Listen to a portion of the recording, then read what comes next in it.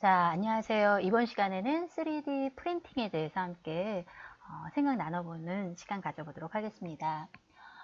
지금 이 3D 프린팅은 거의 모든 것을 제조하는 방법의 혁신이다라고 일컬어지면서 제조업이라든지 그 다음에 또 다양한 의료 분야에 사용이 되고 있습니다.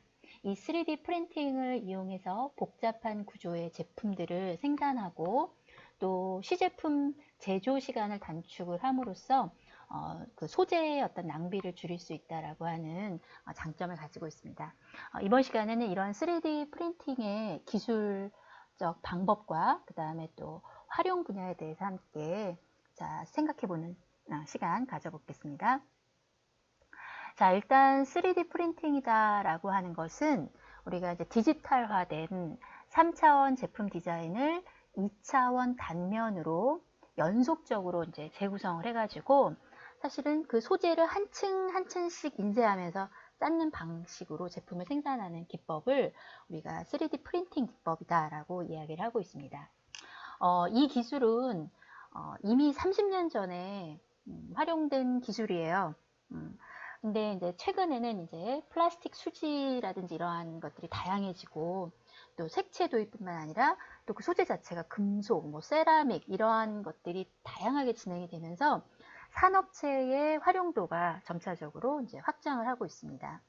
이 3D 프린팅은 그 소재의 특성에 따라서 크게 액체 기반형과 분말 기반형, 그 다음에 고체 기반형으로 이렇게 세 가지로 나눠볼 수가 있는데 이 액체 기반형 같은 경우에는 레이저나 강한 자외선을 이용을 해서 재료들을 순간적으로 이제 좀 말랑말랑하게 경화시키는 거죠. 그런 다음에 형상을 제작하는 방식을 액체 기반형이다라고 이야기를 합니다. 분말 기반형은 미세한 그 플라스틱 분말 또는 모래나 그 금속 성분의 가루 같은 것들을 가열을 해서 결합하는 방식으로 사용하는 기법이 되겠습니다. 그래서 재료 형태에 따라서 접착제를 사용하는 시스템과 레이저를 사용하는 시스템 형태로 나눠볼 수 있습니다. 그 다음 이제 고체 기반형이 있는데 이 고체 기반형은 와이어 또는 그 필라멘트 같은 그런 그 열 가소성 재료를 열을 이용해서 이제 녹이는 거죠. 그런 다음에 이제 노즐을 걸쳐서 압출하는 재료를 이렇게 쌓아가는 적층해가는 방식으로 제작하는 것을 우리가 이제 고체 기반형이다라고 이야기를 하고 있습니다. 최근에는 이제 뭐 나일론이라든지 금속 분말, 콘크리트 같은 것들이 다양한 재료로 사용이 되면서 굉장히 그 넓은 산업 분야에 확대되고 있는 추세라고 보시면 되겠습니다. 자, 그러면 3D 프린팅의 원리를 좀 한번 저희가 이제 살펴보면은 3D 프린터는 이제 기존 그 공구에 의해서 재료를 절삭해서 가공하는 CNC 방법과 이제 근본적으로 좀 다른 방식들을 사용을 하고 있습니다. 그래서 이게 이제 기존의 방식이라고 한다면 이거는 일정한 부피의 고체 재료를 준비하고 원하는 형태가 이렇게 나올 때까지 이제 이 자동 공구가 정해진 위치로 이렇게 깎아내는 방식이 이제 CNC 방식이에요. 그래서 이 방식은 조형의 정밀도가 이제 매우 높죠. 그리고 조형 속도 빠르고 또 표면의 조도도 굉장히 우수한 그런 그 특징을 갖고 있는데 3D 프린터 같은 경우에는 우리가 이제 이렇게 조형물의 단면을 이제 한 층씩 쌓아가는 이런 방식. 그래서 조형하는 방식으로 첨가 또는 적층 형태의 가공을 하는 것이 바로 3D 프린터가 되겠습니다. 사실상 거의 모든 형태의 조형이 가능하고요. 또 이론적으로는 그 사용 가능한 재료의 제한이 없습니다. 근데 이제 현실적으로는 조금 제약이 있지만요. 그리고 이제 이 특징 자체가 이제 재료의 낭비가 거의 없다라고 하는 특징을 가지고 있습니다. 하지만 CNC에 비해서 상대적으로 조형의 속도가 조금 이제 비교적 느리고 또 사용 재료가 어떤 것을 쓰냐에 따라서 조형 기술이 조금 달라질 수 있다라는 그런 단점들을 가지고 있습니다. 자, 그렇다면 이 3D 프린팅 방식, 어떤 방식이 있는지 함께 살펴보도록 하겠습니다. 보통 이제 사용되는 소재와 가공 방식에 따라서 크게 한 7가지 형태로 나눠지고 있습니다. 그래서 국내 이제 어떤 산업 여건이라든지 기술적 필요를 고려해서 그 6가지 방식에 집중을 하고 있어요. 그래서 여기에 보시면은 지금 하나, 둘, 셋 이렇게 요 정도만 이렇게 넣어놨죠. 그래서 여기 이제 집중적으로 사용하고 있는 방식에 대해서만 좀 설명을 드리도록 하겠습니다. 자, 첫 번째가 이제 재료 압축 방식이 되겠습니다. 그래서 재료 이 압출 방식이라고 하는 것은 이제 뭐냐면은 이게 이제 가장 어떻게 보면은 널리 알려지고 이제 보편화된 방식이다라고 이야기할 수가 있어요. 그래서 이거를 뭐 FFF라고 이제 불려지게 되거든요. 그래서 요거는 이제 적층 소재를 노즐을 통해서 선택으로 공급하면서 3차원 형상을 제조하는 그런 기술이 되겠습니다.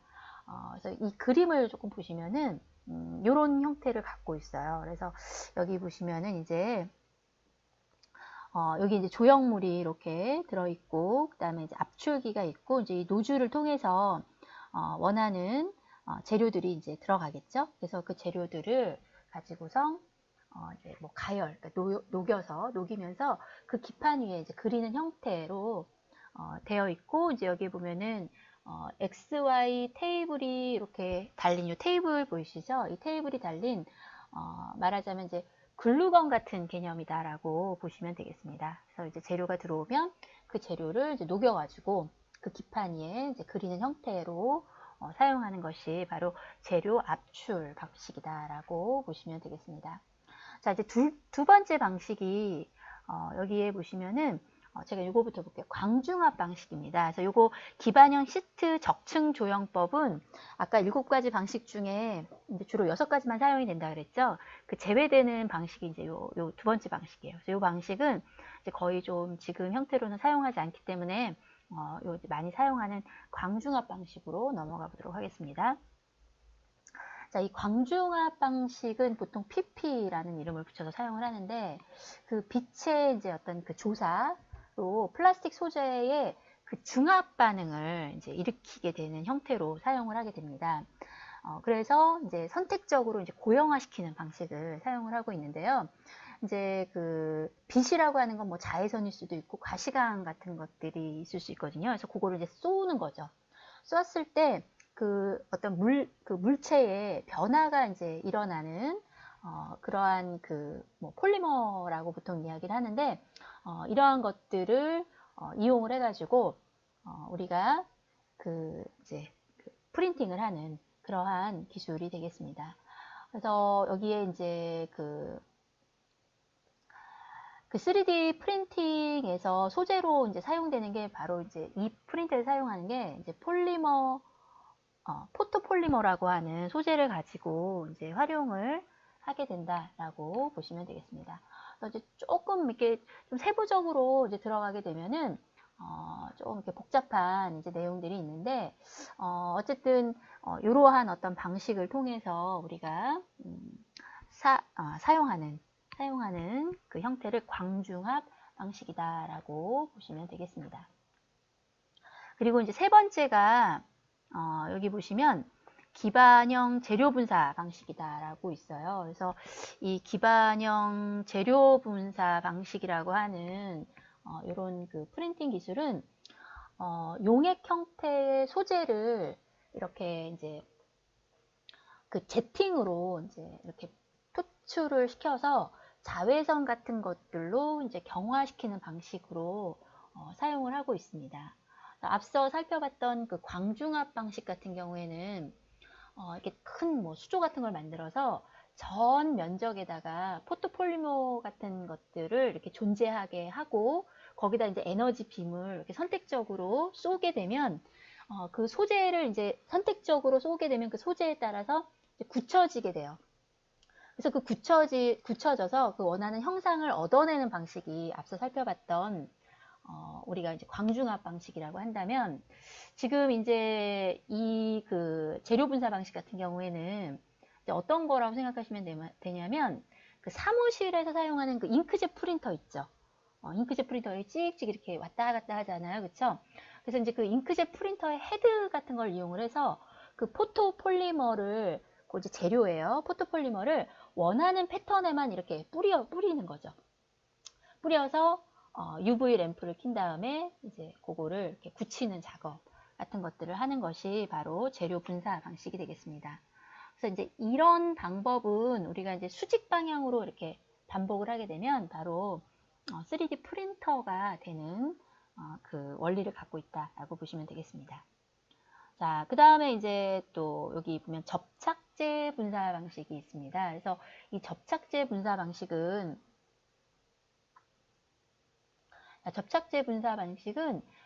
여기 이제 보면은 그 뭐 레벨링 롤러 같은 것들 있죠. 롤러 같은 거를 이용해서 요 이제 스테이지에다가 이제 분말을 평평하게 깐 다음에 그 위에다 이제 잉크젯 헤드로 여기 잉크들이 있죠. 잉크젯 헤드로 이렇게 접착제를 선택해서 분사하는 방식을 사용하는 것이 되겠습니다. 그래서 접착제가 이제 그 뿌려진 곳에는 서로 이렇게 붙어서 이제 굳게 되겠죠. 그리고 접착제가 뿌려지지 않은 쪽은 분말 상태로 이제 그대로 이렇게 존재하게 되겠죠. 그럼 이제 그 위에 다시 분말을 곱게 뿌려가지고 또 평평하게 한 다음에 또 접착제를 원하는 패턴에다 또 뿌리고 또 그 위에다 또 분말을 깔고 이런 식으로 계속 적재해 나가는 그런 방식을 사용하는 것이 접착제 분사 방식의 한 종류라고 보시면 되겠습니다. 자, 그 다음에 또 보시면 분말 기반형 분말 적층용 방식이다라고 있죠. 그래서 이 방식은 이게 좀 이렇게 널리 알려져 있는 방식이에요. 그래서 사실은 이 방식 같은 경우에는 이렇게 얇게 깔린 분말에 레이저를 이제 쏘는 거예요. 레이저를 선택적으로 이제 빛을 쏴서 수평면상에서 원하는 어떤 그 이렇게 모양을 만드는 거죠. 그리고 이제 다시 그 위에 분말을 또 얇게 깔아서 평탄화 시킨 다음에 또 선택적으로 레이저를 조사하는 방식으로 이제 사용을 하기도 합니다. 자, 그래서 이때 이제 레이저 대신에 전자빔 같은 에너지원을 활용해서 쓸 수도 있습니다. 자, 그 다음에 이제 6번째가 고에너지 직접 조사 방식인데요. 요거는 이제 우리가 좀 헤드부에다가 이제 분말의 어떤 그 공급과 또 에너지원의 공급 뭐 이런 것들을 이렇게 한꺼번에 기존에는 뭐 예를 들어서 분사하고 가루를 분사하고 그 위에 또 그 접착제를 뿌리고 뭐 이렇게 별도로 했었죠. 근데 이거는 이제 이렇게 한꺼번에 그러한 어떤 에너지원 공급이라든지 그 다음에 이제 분말 같은 것들을 공급해주는 그런 기술이다라고 보시면 되겠습니다. 그래서 이제 고에너지원으로 이제 바로 이제 분말을 녹여서 그것을 붙이는 방식으로 사용하기 때문에 3차원 구조체를 만들 수도 있지만 또 기존의 금속 구조물에 대한 표면 처리라든지 뭐 또 그 금속 구조물을 수리하는 측면에서 굉장히 그 강력한 기법으로 이제 사용이 되고 있는 방식이다라고 보시면 되겠습니다. 자, 그 다음에 이제 시트 적층 조형법인데요. 요거는 이제 얇은 이런 그 필름 형태의 재료를 이렇게 이제 열이나 혹은 접착제 같은 것들로 이렇게 붙여가면서 계속 쌓아 올리는 이러한 방식을 사용하는 것이 바로 시트 적층 조형법이다라고 생각을 하시면 되겠습니다. 그래서 굉장히 다양한 원리로 이제 이러한 그 3D 프린팅 방식이 적용이 되고 있어요. 사실은 뭐 우리가 이제 그냥 적층하면 그냥 뭐 계속 쌓아 올리는 기법이다라고 생각하지만 이런 다양한 한 6가지에서 7가지의 어떤 이 원리를 통해서 3D 프린터들이 만들어지게 되겠고 그 다음에 이런 기법에 맞춘 그 적합한 분야의 이제 그 프린터들이 사용이 되고 있겠죠. 자, 그렇다면 이 3D 프린터가 이제 그 활용되는 분야를 한번 살펴보도록 하겠습니다. 자, 먼저 이제 자동차 분야인데요. 미국의 이제 G나 독일 BMW나 스위스의 ABB, 이탈리아의 피아트 같은 이런 자동차 회사에서는 이미 이제 각종 부품과 시제품을 이제 제작을 했습니다. 그리고 이제 포드 자동차 같은 경우에는 이런 그 3D 프린팅 기술을 도입한 이후로 자동차의 제작 기간을 한 달 이상이나 줄이는 성과를 나타냈고요. 또 연비를 좋게 한 친환경 에코부스트 엔진을 만드는데도 시간을 굉장히 많이 단축시켰다라고 하고 있습니다.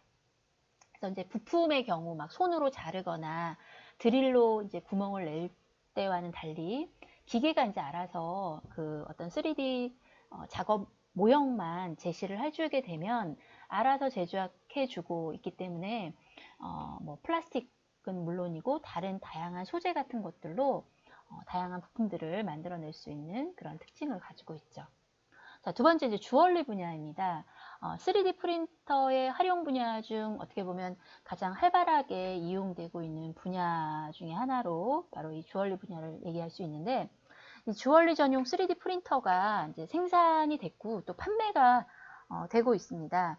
서울 그 종로에 그 기금속 상가들 많이 있잖아요. 이제 거기에 약 한 40여 대, 조금 더 많을 수도 있어요. 그러니까 요 때가 요 40여 대의 그 분량이 나타난 지가 2020년 그 훨씬 전이니까 지금은 훨씬 더 많은 대수의 3D 프린터가 이제 보급이 돼가지고 활발하게 이용이 되고 있다라고 보시면 되겠습니다. 그래서 이 그림에서 이제 보여지는 이러한 주얼리들이 다 뭐냐면 3D 프린터가 생산해낸 그런 주얼리들이에요. 그래서 보시면 이게 프린터로 제작되었다라고 생각지 않을 만큼 굉장히 이제 좀 정교한 하죠, 그쵸? 그리고 최근에는 더 아마 이제 화려한 어떤 그 모양이라든지 더 정교한 모양새로 많이 이 주얼리들이 출시가 되고 있습니다. 자, 그 다음에 이제 건축 분야입니다. 그래서 해외의 경우 콘크리트를 원료로 하는 대형 3D 프린터를 이제 활용을 해서 집이나 또 건물 같은 것들을 이미 제조하고 있죠. 그리고 이제 또 각종 건물들의 미니어처를 제작하는데도 이 3D 프린터를 아주 적극적으로 활용을 하고 있습니다. 자, 그 다음 이제 이 3D 프린터가 또 많이 활용되는 분야가 이제 패션 분야에서도 굉장히 많이 활용이 되고 있죠. 그래서 3D 프린터로 제작한 이런 의상들을 입고 그 패션쇼를 한다든지, 그 다음에 또 뭐 신발 같은 것도 3D 프린터로 제작해서 그 뭐 어떤 고객의 그 고객이 원하는 디자인에 맞춘 그런 신발을 제작해 주거나 뭐 이런 그 서비스들도 하고 있죠. 그리고 이제 악기도 이렇게 이제 3D 프린터로 제작을 해가지고 실제 이제 연주에 사용이 되고 있습니다. 자, 그 다음에 이제 피규어 분야인데, 이 피규어 분야는 정말 뭐 너무 말할 것도 없이 뭐 국내뿐만 아니라 해외에서도 이 3D 프린터가 이 피규어 분야에서 너무나 많은 곽광을 받고 있습니다. 이제 이 핸디 3D 스캐너를 이용을 하게 되면 내가 이제 손으로 뭐 사람의 어떤 모양, 사람을 이렇게 쭉 스캔을 하게 되면 그 스캐너가 이제 사람의 형태를 스캔을 하겠죠. 그리고 이제 그것을 컬러 3D 프린터에다가 이제 넣어주게 되면 그 형상을 이렇게 다양한 형태의 피규어들로 제작해주는 사업이 굉장히 많이 인기를 얻고 있는 실정에 있습니다. 그리고 이제 또 이러한 것들을 사업화해서 이제 어떤 그 산업으로 이렇게 끌어내려고 하는 그런 그 등장도 이제 뭐 그런 흐름도 굉장히 많고, 또 지금은 이제 너무 많이 이제 일반화되어 있는 상황이 되겠습니다. 자, 그 다음에 이제 완구류 역시 이 3D 프린터랑 또 3D 스캐너 같은 것들을 이제 적절하게 사용을 해주게 되면 집에서도 이런 완구를 만들 수 있는 시대가 있는 거죠. 이제 집에 3D 프린터만 있고 3D 스캐너만 있다면, 그래서 기존에 이제 완구가 이렇게 어떤 망가진 부분이 있다라고 한다면 이제 그 부품이나 뭐 그런 것도 쉽게 이제 뭐 만들 수 있고, 또 나만의 장난감 같은 것들을 만들어내는 그런 상상력을 동원해서 멋지게 만들어낼 수 있는 기회를 가질 수가 있습니다. 그래서 요즘 뭐 초등학교, 중학교, 고등학교 이런 그 방과후 활동 중에 이런 3D 프린터를 이용해서 자기가 원하는 모양의 뭐 공룡을 만들어낸다든지, 뭐 혹은 뭐 다양한 자기가 갖고 싶었던 피규어를 제작한다든지 그러한 수업들이 있는 것으로 알고 있어요. 그래서 그런 3D 프린팅의 어떤 경험을 쌓는 경우가 굉장히 많이 있는 것으로 알고 있습니다.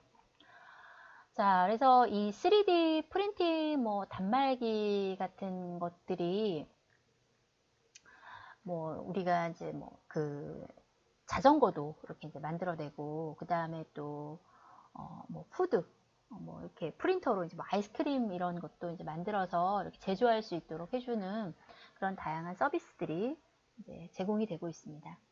자, 그런데 이제 4D 프린팅이라고 하는 것도 있어요. 그래서 이 4D 프린팅이라고 하는 것은 3D 프린터로 찍어낸 물체가 이제 그 후에 스스로 조립하는 기술을 의미합니다. 즉, 이 3D 프린팅은 물리적 또 생물학적 물질들이 그 모양과 특성을 이렇게 바꿀 수 있도록 하는 프로그램이다라고 보시면 되겠어요. 그래서 이것도 이제 그 부품 설계도를 3D 프린터에다 이제 이렇게 넣는 거죠. 넣고 이제 스스로 조립되는 소재로 이제 출력을 하는 거예요. 그래서 이제 소재 자체가 이렇게 좀 뭔가 좀 독특한 소재가 되겠죠. 그리고 이제 출력한 뒤에는 알아서 조립되기 때문에 우리가 이제 그 안에 내용이 뭐가 어떻게 결합되는지는 몰라도 되는 거죠. 그래서 이 3D 프린터로 만들기 힘든 그런 부피의 대형 물체까지도 만들 수 있는 이러한 그 특징을 가지고 있는 것이 바로 4D 프린팅이다 라고 생각하시면 되겠습니다. 자, 마지막으로 3D 프린팅 관련 직업들을 한번 찾아봤는데요. 자, 첫 번째가 이제 3D 그 프린터용 식품 개발자가 이렇게 나오더라고요. 그래서 이게 이제 뭐냐면은 미국 라스베가스에서 국제 소비자 전시회 2014년에 열렸는데, 이게 이제 내추럴 푸드사가 만든 피자나 햄버거 등의 음식을 만들 수 있는 3D 프린터 푸디니를 공개했다라고 합니다. 그래서 이런 그 푸드 3D 프린터가 만약에 상용이 된다라면 이러한 그 3D 프린터용 식품 개발자도 이제 아마 직업으로 나오지 않을까 합니다. 그래서 뭐 그 미래에 이제 우리가 영양 공급원으로 이야기하는 그 벌레 있죠. 그 단백질 파우더예요. 말하자면 그 벌레라든지 뭐 해초류 이런 걸 사용을 해가지고 그걸 사람들이 먹고자 하면 사실 그 혐오감 들어서 잘 못 먹게 되는데, 그걸 3D 프린터를 이용해서 닭다리 모양의 이렇게 먹음직스러운 음식을 만들어내는 그런 건 굉장히 의미 있죠. 그러니까 이제 이런 3D 프린터용 식품 개발자 또 이제 미래의 어떤 직업으로 이야기를 하고 있고, 같은 맥락에서 3D 프린팅 전문 요리사. 그래서 요리사가 이제는 이제 뭐 도마에다가 뭐 야채를 어슷썰기해서 이렇게 만드십시오. 뭐 이런 게 아니라 재료를 어떻게 하면 프린터에다가 적합하게 넣고 이걸 어떤 기술을 이용을 해야지 어떤 요리가 나오는지 그러한 것들을 우리가 이제 볼 수 있겠죠. 그래서 뭐 설탕이나 또 초콜릿 같은 재료를 이용을 해가지고 우리가 이제 그 케이크나 이렇게 음식을 예쁘게 장식할 수 있는 이미 3D 프린터가 나왔어요. 그래서 셰프젯이라고 하는 게 이제 출시가 됐는데 그러한 것들을 이렇게 전문적으로 만들어낼 수 있는 3D 프린팅 전문 요리사도 이제 직업으로 이제 이야기할 수가 있습니다. 그 다음에 이제 맞춤형 개인 소품 제작자. 이거는 사람들이 자신의 취향에 맞는 품질 좋은 물건을 사고 싶어 하죠. 만약에 3D 프린터로 만들어내는 물건이 내가 구매하고자 하는 것보다 훨씬 더 뭐 가격 대비 굉장히 더 좋다면 이런 것들을 직접적으로 개인 맞춤형 형태로 만들고 그것을 또 주문하려고 하는 사람들도 아마 많이 있을 거예요. 그러니까 우리나라에서도 이미 이제 뭐 손님의 얼굴이나 또 태아의 피규어 같은 거를 3D 프린터에서 직접적으로 이렇게 서비스 해가지고 판매하는 그런 사례들이 있죠. 그러니까 그러한 맞춤형 개인 소품 제작자도 이제 하나의 그 3D 관련된 직업으로 이야기할 수가 있습니다. 그 다음 이제 B2C 부품 제작 및 창업자인데요. 이거는 이제 그 3D 프린터로 직접 부품을 제작해서 이제 온라인 시장에 판매하는 사람들이 점차적으로 이제 늘게 될 거니까 뭐 디자인 제작은 물론 그 다음에 3D 프린터를 이용해서 직접 생산까지 마칠 수 있는 그런 포맷의 비즈니스가 이제 뭐 이렇게 많이 이제 그 성행이 될 것이다라고 생각이 듭니다. 그리고 이제 3D 디자인 중개 사이트 운영자인데요. 이거는 뭐냐면 이제 3D 프린터가 이제 하드웨어라고 한다면 그 하드웨어를 통해서 그 무엇을 만들 건지 그 설계도가 있어야 되겠죠. 3D 프린팅의 제품의 질은 결국 그 설계도가 이제 좌우를 하게 되는데, 그러면 사람들은 결국 그 좋은 설계도를 찾기 위해서 이제 뭐 온라인 시장을 막 찾겠죠. 내가 만들 수도 있지만 대부분 개인이 만들 수 없는 것들이 더 많을 거예요. 그렇죠? 그러니까 그런 3D 디자인을 사고 파는 그런 중개 사이트를 운영하는 사람들도 늘어나게 될 것이고, 그러한 운영자도 역시 3D 프린팅에 관련 직업군으로 포함시킬 수 있습니다. 그리고 이제 바이오 인공장기 제작자인데요. 우리가 이제 이미 이 3D 프린터를 이용해서 치아나 뭐 턱뼈, 인공혈관, 뭐 귀, 이러한 것들, 수족, 이런 것들이 이미 제작이 되고 있어요. 그쵸? 그래서 이러한 것들이 보다 더 활성화되게 되면, 물론 지금도 있어요. 바이오 인공장기 제작사들이 있는데, 이러한 것들이 좀 더 일반적인, 그래서 딱 그런 어떤 그 바이오 분야만 제작을 전담하는 사람들이 병원 부설의 어떤 그 소속으로 있을 그런 가능성들이 있게 되겠죠. 그래서 인공장기 전문 센터 같은 그런 곳에서 일하는 제작자가 있을 수 있겠습니다. 그 다음에 이제 인체 측정사라고 해서 맞춤형 신발이나 뭐 의자 이런 것들을 만들려면 사용할 사람의 몸을 측정을 해야 되겠죠. 특히 이제 3D 바이오 프린터가 상용이 되면 전문적인 의료 그 부품들은 아주 정밀한 그 측정이 필요할 것이다 라고 생각이 듭니다. 그래서 이제 이러한 그 3D를 우리가 프린터 작업을 하기 위해서는 인체 측정사 직업도 이제 한 분야로 이야기 되고 있습니다. 그 다음 3D 출력물 품질 및 신뢰성 평가 전문가인데요. 이 3D 프린터로 이제 출력한 제품들이 막 쏟아져 오면 이 제품의 품질과 신뢰성을 평가하는 전문직도 탄생이 될 것으로 예견하고 있습니다. 그리고 또 3D 프린터 예술가라든지 또 3D 프린터, 3D를 이용한 패션 디자이너, 그리고 이제 다양한 뭐 그 3D 프린팅의 저작권을 관리하는 그런 그 인증하는 그런 그 사람도 인증을 해주는 그런 전문가도 필요할 것으로 생각이 듭니다. 자, 여러분들도 이 3D 프린팅에 대해서 좀 더 많은 관심을 갖기를 바랍니다.